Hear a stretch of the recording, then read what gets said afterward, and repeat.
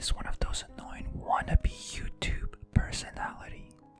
Over the years, I've seen him cuff out cinnamon, lay flat on the hood of his car as it slowly creeps down the driveway, and douse himself in lukewarm water, all the while screaming epic win, epic fall, or fuck epic maintenance of the status quo.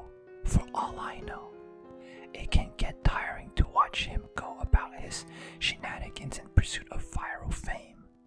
So, when he knocked on my door the other day, told me he was going away for a few weeks, and asked that I get his mail, honestly, I was relieved. I can't explain the peace of mind I had knowing I didn't have to brace myself for any of his stupidity for a while. I was always afraid his stunts would wind up bleeding over into my life. Things were pretty normal for the first couple of days. He received a few bills, a bit of spam, and what I could only assume was a birthday card. Then, one evening, I got home to find a cardboard box waiting on his front porch. In big red letters was written, "Return to sender."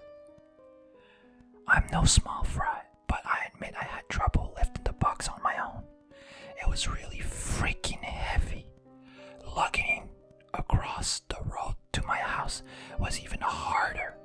I quickly realized there was no way I was going to drag it up the stairs and through my front door.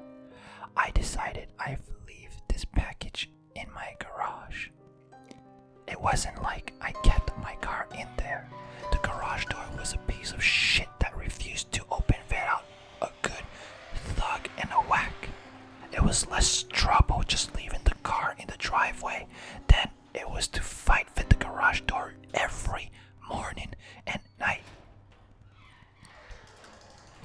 In hindsight, I should have set the package down while I struggled to open the tricky door.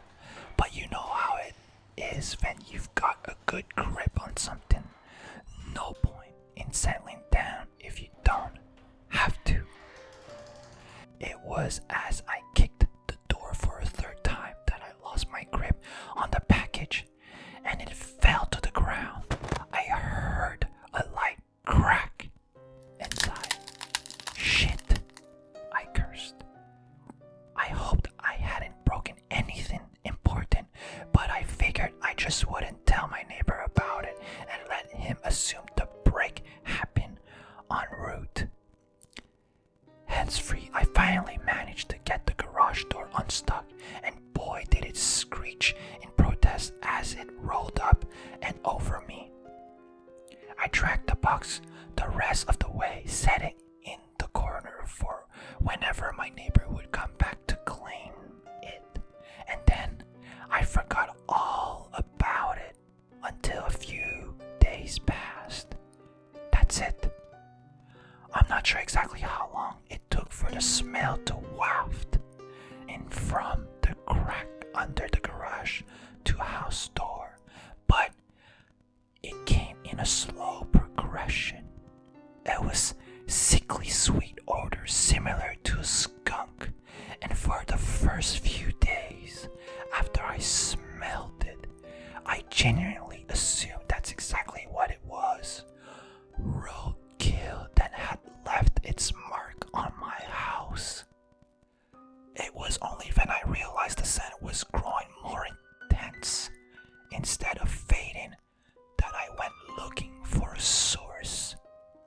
That's when I opened the garage door. That's when the odor knocked me back, holding my nose. The culprit wasn't hard to identify. The only change in my garage was the box in the corner. I remember thinking it must have been one of those meat-off-the-mouth subscription boxes. The meat must have gone rancid from being left out of the fridge for so long. How much meat could have been in there for the box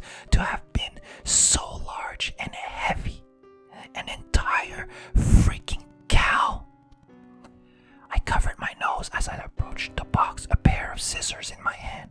I probably wouldn't have needed them to open it, as it had become soggy enough at the bottom to poke through with a finger, but I wasn't about to poke my finger into spoiled meat juices. That soggy bottom was the reason I had to open the box in the first place. If I tried to drag it out whole, everything would spill onto the floor. I was going to have to dump the pieces of meat one garbage bag at a time and take them down to the dumpster, a process I wasn't looking forward to. My scissors tore through the tape along the top of the cardboard box. I thought the smell couldn't get any worse, but as I flipped the flaps open, I discovered a whole new gamut of stink. It was like opening a burning oven, but instead of a heat wave, I was met with waves of piss, sweat, shit, and putrefaction. It was so bad that I stacked back and had to force down the puke, begging to guzzle out of me. I don't think I could have handled that scent mingling with the horrors coming out the box. I'm not ashamed to admit I ran out the door for a breath of fresh air. But in the short time I spent in the garage, the smell had become so ingrained in the fabric of my clothes that it clung to me like a shadow. Nothing I tried could keep the smell out of my nostril. Not air freshener, not a face mask, not 3 shower and a change of clothes. Every second that box lay open in my garage was another second the smell was allowed to foothold into my home. I had to bite the bullet. I returned to the garage, the flaps of the box still open as though inviting me to look. I was prepared, a clothespin pinning my nostrils shut. A garbage bag in one hand, the strongest cleaner I could find in the other, and long rubber gloves to keep my skin from having to touch what was inside. But as it turned out, I needed none of those things. I wouldn't have to touch or clean the content of that box. I would only have to suffer the nightmares every night. You see, there was meat in that box, but it didn't come from a cow or a pig. No, it was worse than that. It was my neighbor, dead, still in one piece, but dead. I called the cops and naturally they took me in for interrogation. It's kind of hard not to suspect the man with a corpse in his garage. After all, thankfully, they soon realized I wasn't involved.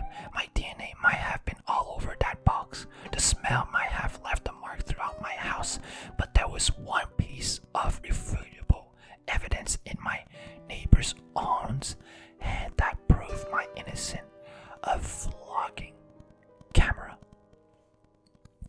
They showed me the footage only once. I'm not sure if they were allowed to, or if they felt so bad for me they figured it couldn't hurt. Either way, I saw it. My neighbor was sitting in the box outside of a shipping facility, laughing as he told the world how he was going to mail himself across the state lines. He brought pee bottles, food, a pillow, and a few flashlights. His friend, a guy I'd seen at his place several times to help with his stunts, closed the lid and presumably dropped him off for shipment. Throughout the next couple of hours or days, I'm honestly not sure. My neighbor recorded a few short clips about his progress. I think I'm in a truck now. I can feel it moving. Must be in a warehouse. Pretty warm here. Still got plenty of food. That kind of stuff. And then on the last entry, the box toppled over. He broke his neck. And that was it. The camera recorded under either the memory card got too full or the battery died. was one thing I didn't tell the police. After they showed me the video, one thing I heard in the footage that will haunt me to the day I die. Just after the tumble that broke his neck, I heard the familiar screeching sound.